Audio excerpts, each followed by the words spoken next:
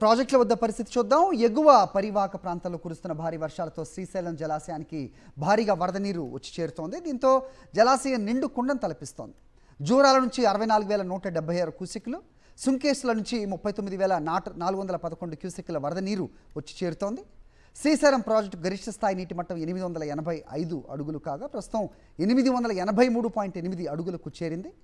Project పూర్తి స్థాయి నీటి నిల్వ సామర్థ్యం 215.8 టీఎంసీలు అయితే ప్రస్తుతం 208.72 టీఎంసీలుగా ఉంది. ప్రాజెక్టు కుడి ఎడమ జల విద్యుత్ కేంద్రాల్లో విద్యుత్ ఉత్పత్తి చేస్తూ 67,346 క్యూసెక్కుల నీటిని దిగువకు విడుదల చేస్తున్నారు. ఏ సమయంలో అయినా గేట్లు ఎత్తి నాగార్జున సాగర్కు నీటిని విడుదల చేసే అవకాశం ఉందని అధికారులు తెలిపారు. ఇప్పటికే డ్యాం దిగువన ఉన్న మత్స్యకారులకు చేపల వేటకు వద్దంటూ నిషేధాలు ఆజ్ఞలు జారీ చేశారు.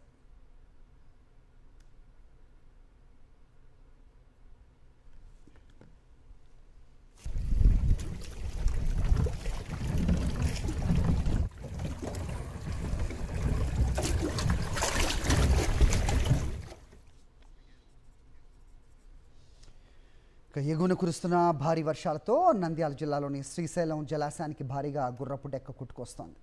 బ్యాక్ వాటర్లో చేరుతున్న ఈ గుర్రపు డెక్క చూడగానే వరినారులాగా కనిపిస్తూ చూపర్లను ఆకర్షిస్తుంది. ఇప్పటికే జలాశయానికి 1,50,000 క్యూసెక్కుల వరద నీరు వచ్చి చేరుతోంది. మరోవైపు ఎగువ కృష్ణానది పరివాహక ప్రాంతాల నుంచి గుర్రపు డెక్క కొట్టుకుని వచ్చి బ్యాక్ వాటర్లో చేరింది.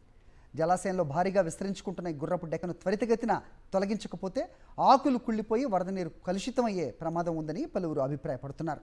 గతంలో 2018 సంవత్సరంలో కూడా ఇలాగే గుర్రపు డెక్క భారీగా శ్రీశైలం జలాశయానికి వచ్చి చేరింది.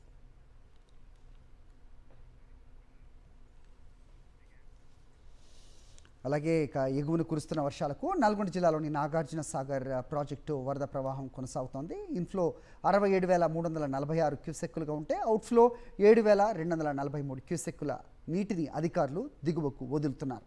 ప్రాజెక్టు పూర్తి స్థాయి నీటి మట్టం 590 అడుగులు, ప్రస్తుతం 569.5 అడుగులకు చేరింది. పూర్తి స్థాయి నీటి నిల్వ 312 టీఎంసీలు, ప్రస్తుతం 255.31 టీఎంసీలకు చేరుకుంది. ప్రధాన జల విద్యుత్ కేంద్రంలో విద్యుత్ ఉత్పత్తి కొనసాగుతోంది.